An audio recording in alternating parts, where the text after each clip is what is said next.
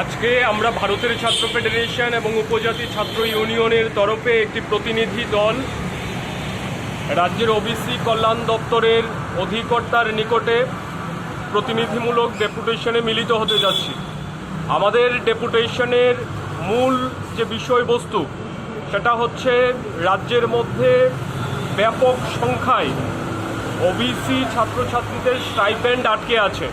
বিভিন্ন জটিলতা, দপ্তরের সঙ্গে যোগাযোগ করলে বলা হচ্ছে যে আইএফসি কোড সংক্রান্ত জটিলতার কারণেই বেশিরভাগ স্টাইপেন্ড আটকে গেছে।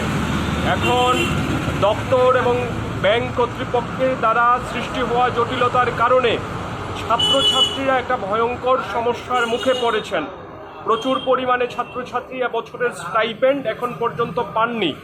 তার সঙ্গে সঙ্গে যেটা দেখা যাচ্ছে যে ওবিসি কল্যাণ দপ্তর থেকে ছাত্রছাত্রীদের পড়াশোনার জন্যে যে এডুকেশন লোন দেওয়া হতো সেই এডুকেশন লোনও আটকে আছে। কাজেই এই পরিস্থিতিতে ছাত্ররা, বিশেষ করে ওবিসি অংশের ছাত্ররা একটা ভয়ঙ্কর সমস্যার মুখে পড়েছেন। আমরা আজকে এসএফআই-ট তরফে একটি প্রতিনিধি দল এই দপ্তরের মাননীয় অধিকর্তার কাছে এই যে সমস্যা তৈরি হয়েছে তার সমাধানের জন্যে দপ্তরের তরফে দ্রুত উদ্যোগ গ্রহণ করার দাবি জানিয়ে ডেপুটেশনে মিলিত হতে যাচ্ছি।